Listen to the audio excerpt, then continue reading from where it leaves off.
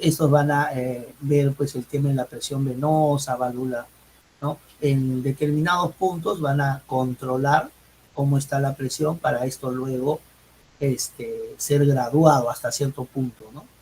Y hablamos un poco de la ley de Frank Starling, que dice que el corazón bombea lo que recibe.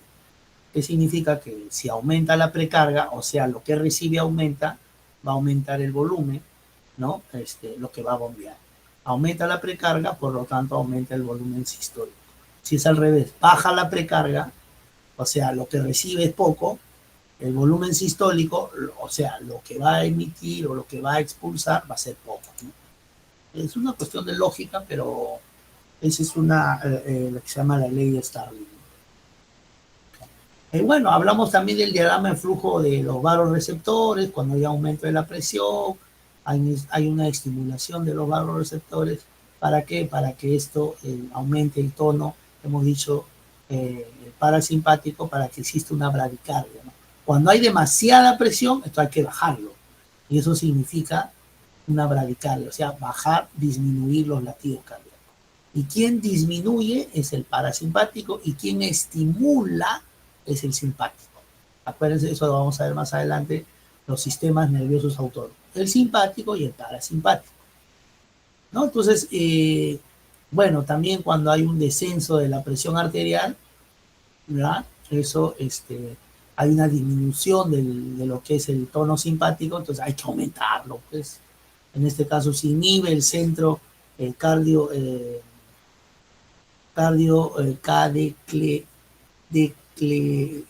declerador, ¿no? O sea, se va a estimular, ¿no? Que la fuerza contráctil, la vasodilatación periférica, ¿no? Igual que la resistencia. ¿Con qué finalidad? Normalizar la presión arterial, ¿no? Hay mucha vasodilatación, o sea, se contrae mucho los vasos, hay que dilatarlo, porque cuando se contrae, aumenta la presión. No hay un buen flujo continuo y queda un remanente y eso hace que aumente la presión. Y la resistencia obviamente tiene que bajar, porque si la resistencia aumenta, aumenta la vasodilatación, ¿no? Y eso significa que la fuerza del corazón va a tener que aumentar. Y lo que se quiere es que disminuya. Y así se normaliza la presión arterial. Bueno, también se habló del sistema renina-angiotensina, que tiene que ver con la disminución de la orina. En resumen, que cuando hay bastante presión alta, lo que se desea es que por vía del riñón el líquido que hay elimine. ¿Para qué? Para que la presión volumétrica, la volemia que se dice, disminuya. Y al disminuir la volemia, entonces el corazón ya no va a trabajar mucho para mover todo ese gran volumen de líquido. Entonces, básicamente, claro, ahí tiene que ver mucho pues el sistema nervioso central, las enzimas, ¿no? Todo un complejo. Pero en líneas generales lo que se desea este sistema renina, angiotensina y aldosterona es que disminuya la presión en los órganos vitales. ¿Cuáles son los órganos vitales? Cerebro, ¿no? Hígado. Entonces, y ahí tiene que ver el tema de la angiotensina, ¿no? El gasto, retorno y venoso cardíaco, ¿no? Igual nuevamente los varios receptores, hablamos del seno carotidio. El seno carotidio está a la altura del cuello. Si nosotros nos tocamos el cuello en la parte externa, nos cogemos la mano, en este caso que sea con la mano izquierda, y el pulgar del izquierdo se va a ir a nuestro cuello, ¿no? Cuando hacemos presión en esa zona del cuello con el pulgar, uno siente que nos baja la presión. Por eso que los karatecas saben dónde hacer el golpe, en el cuello, ¿no? Golpean en el cuello. ¿Por qué? Porque ahí están los varoreceptores. Entonces, ¿qué es lo que le haces con ese golpe? Engañas al cuerpo que hay una presión alta. No es que le golpeas, hay una presión alta. Entonces, ¿qué es lo que reacciona? Uy, hay que bajar los latidos cardíacos, hay que bajar. ¿Por qué? Porque es muy alto. En teoría está en peligro, porque la presión es tal cuando has dado el golpe de karate que el organismo dice, no, hay que bajarlo todo, entonces todo lo hace al momento, y al momento hace que todo baje, la presión, el volumen cardíaco, el latido cardíaco, todo, y es por eso que uno siente que se está desmayando, no siente, sino se desmaya, porque hasta la uno dice, uy, siento que el corazón se me ha bajado la presión, claro, porque al momento de dar el golpe de karate, el vasoreceptor le ha dado una información al cerebro, oye, hay una presión demasiado alta, hay que bajarlo, y lo baja rápidamente. ¿Ya? Y entonces tú sientes que te desmayas. ¿No? Esa es los vasoreceptores están ahí en el cuello. Es básicamente en la arteria carótida. Y el acto reflejo, es su mismo nombre, dice, es un reflejo, una reacción, ¿no? Por ejemplo, el simpático hace que aumente la frecuencia cardíaca y al aumentar también la contractilidad del músculo y genera una vasodilatación para que no haya mucha resistencia y la sangre circule rápidamente, ¿no? El simpático estimula a que haga mayor frecuencia. El parasimpático disminuye la frecuencia cardíaca. El parasimpático inhibe. El simpático estimula y el parasimpático inhibe. Y al parasimpático le dicen vago porque es un nervio que va por todo el cuerpo, ¿no? Tiene un nombre largo que se llama neumocardiogastro-reno-entérico, ¿no? Va por todos los lugares del organismo. Y justo cuando hablamos de los 12 pares craneales, este señor ocupa en el 10º par craneal, ¿no? Por eso dice el nervio vago que para sacándose 10. Luego viene el sistema renina, angiotensina, aldosterona, y hemos dicho el riñón con la angiotensina, hace todo un proceso de constricción para que haya retención de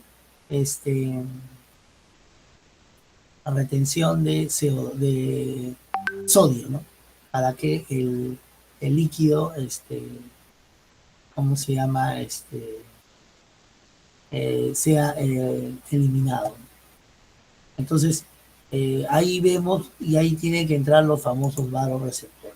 Cuando la presión es alta o cuando la presión es baja, va a dar información para que se estimule o se inhiba, ¿no? Bueno, acá un poco la distribución del flujo sanguíneo en estado de reposo, ¿no? Cómo va en el cerebro, cuando estamos descansando, ¿no? En el estómago, el corazón. El hígado siempre tiene un porcentaje mayor. ¿Okay? El corazón no tanto. Entonces vemos acá. Igual tenemos acá un cuadro donde habla el músculo esquelético, ¿no? El riñón en reposo, las vísceras, ¿no? En ejercicio, como hay un aumento, ¿no? El músculo esquelético es mayor cuando está en actividad, cuando está en reposo, y así los demás órganos. Distribución del gasto cardíaco, ya hemos dicho, en este caso, los riñones ocupan casi la cuarta parte de las necesidades, casi la cuarta parte. Y acá tenemos nuevamente igual el reposo cuando está en ejercicio, ¿no? Los órganos abdominales son las que están trabajando bastante. Los riñones, más o menos, ¿no? Pero cuando está en reposo, el cuerpo en general tiene un 20%, los músculos también, y el esqueleto, prácticamente repartido entre todo lo que es el cuerpo, músculo y el esqueleto, ¿no? Y vemos también la circulación coronaria, ¿no? Hemos dicho, la arteria coronaria es la arteria que, como su mismo nombre, como una corona, da alrededor del corazón. Se encarga de nutrir al mismo corazón, la arteria coronaria. Vemos ahí, bueno, el lado izquierdo, el lado derecho, ¿no? Hay dos ramas importantes, la descendente anterior y la circunfleja, ¿ok? ¿No? Entonces, y la coronaria derecha, ¿no? que es la marginal derecha y la descendente posterior, ¿no? Son dos ramas principales arteriales de las cuales de ahí se reparten para hacer la irrigación de todo el miocardio. Bueno, la insuficiencia cardíaca, como su mismo nombre dice, el corazón no es tan suficiente para poder trabajar y eso genera una patología, posiblemente incluso no es compatible con la vida. Entonces aquí vemos los mecanismos compensatorios, hemos dicho la ley de Starling, ¿no? Ya estamos bien, estamos bien. La ley de Starling, ¿no? Y algunas, acá vemos entonces la insuficiencia cardíaca, como su mismo nombre dice, la incapacidad del corazón para bombear sangre, lo suficientemente, ¿no? Bueno, hay insuficiencia sistólica, diastólica, y tanto derecha como izquierda de los ventrículos, ¿no? Bueno, principales orígenos, siempre cómo se origina cardiopatía isquémica, la sangre no se llega a irrigar completamente, ¿no? Hipertensión arterial, ¿no? Cuando pasa la presión del corazón es alta, patologías de la válvula, valvulopatías o el mismo músculo cardíaco. Eso hace que ¿cómo se llama? Que todo esto genere pues patología, ¿no? Por problemas de presión, ¿no? O simplemente el corazón no bombea lo suficientemente. Y los mecanismos, hemos dicho una de ellas, la ley de Starling, el aumento de la precarga, pero para aumentar la precarga, ¿no? ¿Para qué? Para que aumente la volemia o la fracción de eyección, ¿no? Esa es otra. La actividad simpática hace que aumente la frecuencia cardíaca y la contractilidad, ¿no? El sistema renina, angiotensina, aldosterona retiene sodio, agua, genera vasoconstricción y al generar vasoconstricción, aumento de presión, ¿no? El remodelado cardíaco genera hipertrofia y dilatación. O sea, llega a crecer el corazón cuando hay insuficiencia, y el músculo se dilata, entonces ya no puede contraerse mucho. Entonces ya no se contrae con fuerza, sino débil, ¿no? Y está ahí fibrilando. Y entonces el paciente a la larga, a la corta, de repente va a tener incompatibilidad con la vida, ¿no? Bien, entonces aquí vemos algunas consecuencias hemodinámicas, ¿no? Disnea, cansancio, fatiga, hinchazón pulmonar, ¿no? Contingencia, congestión sistémica del estado periférico, ¿no? Y alguna hepatomegalia, ¿no? ¿Qué significa eso? Que aumento de tamaño del hígado. Y así vamos, bueno, algunas conclusiones y aplicaciones en ingeniería biomédica, ¿no? Que estos conocimientos va a ser fundamental, obviamente, para el desarrollo de soluciones innovadoras posteriormente en el campo de la ingeniería biomédica, ¿no? De los conceptos claves que tenemos que ver es que se explora pues la anatomía cardíaca, ¿no? Y las propiedades del músculo cardíaco.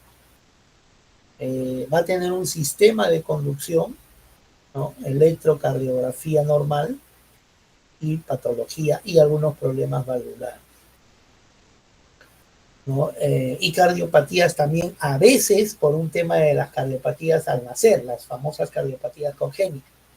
Entonces, obviamente, cuando el corazón al momento de nacer ha tenido o tiene un problema muscular, obviamente, pues que no va a trabajar bien, ¿no? Va a haber un problema de presión, la presión de repente va a ser muy baja, muy alta, uno va a tener cansancio, fatiga, etcétera, ¿no? Y ahí es donde entran, por ejemplo, los dispositivos de monitoreo, ¿no? Que desarrollan EKG o electrocardiograma portátiles, ¿no?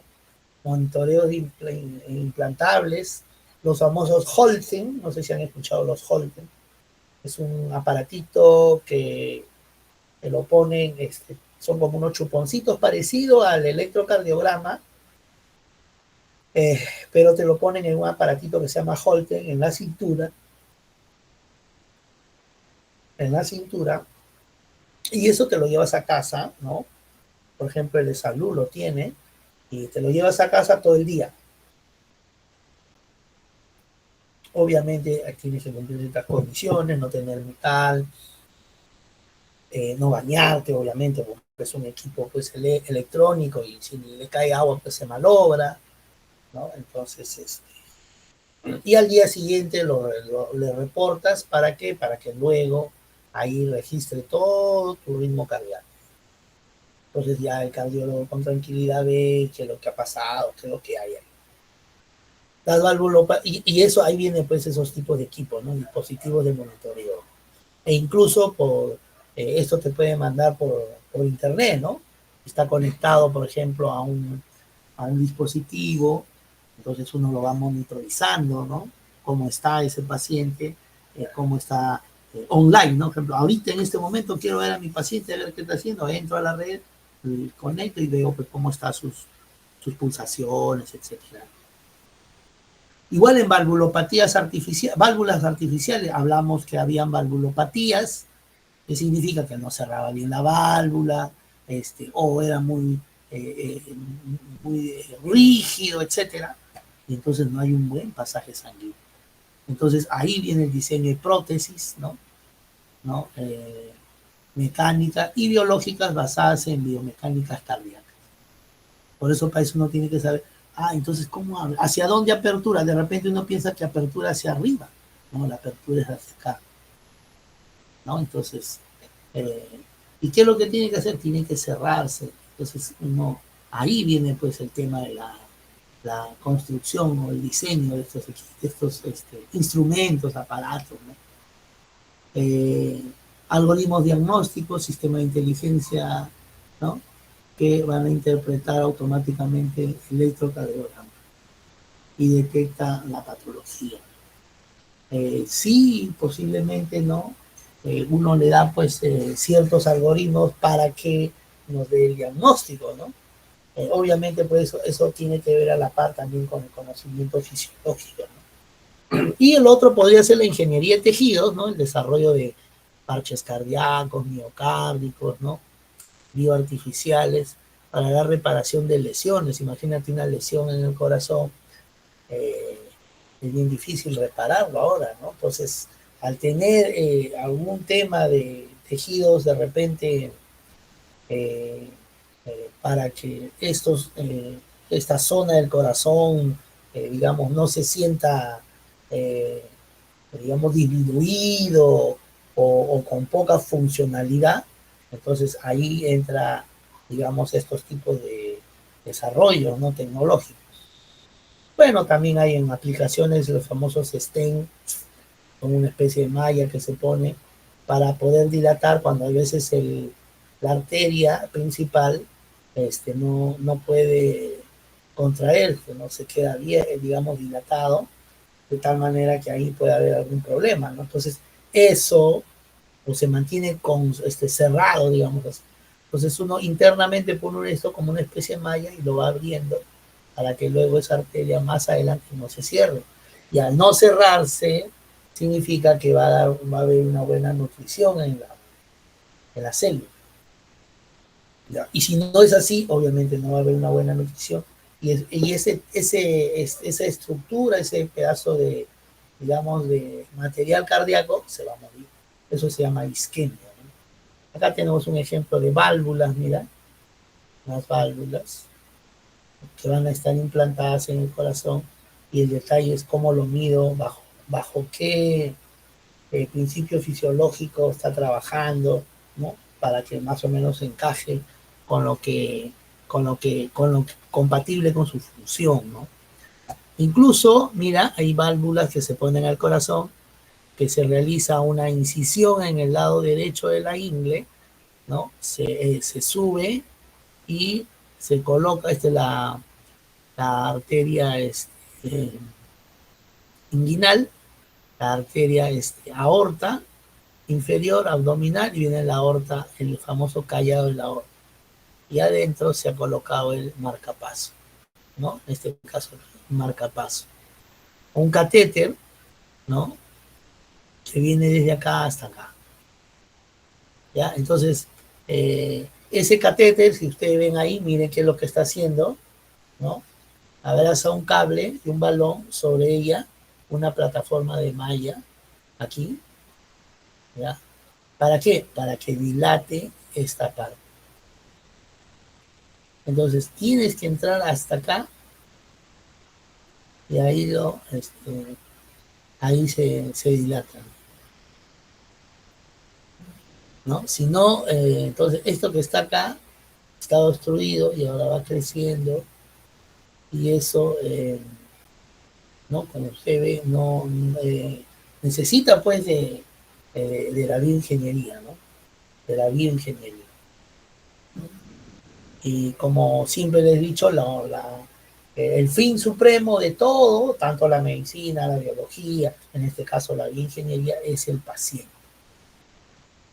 Es mejorar la calidad de vida, la calidad en salud en la población, las personas, ¿no? Entonces, el paciente o los pacientes, digamos así.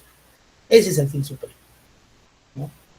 Eh, bueno, no sé si hasta acá de repente hay alguna consulta, ¿no? Que se pueda hacer, si tienen alguna consulta,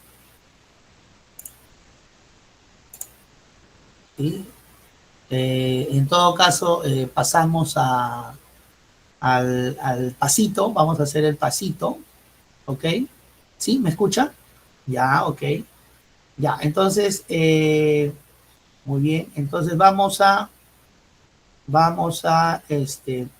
hacer el pasito, ya saben, no dura mucho, y vamos a poner el código del pasito, es esta, ya, si les pide clave es esta, sí, a ver, ya la tienen, díganme por favor.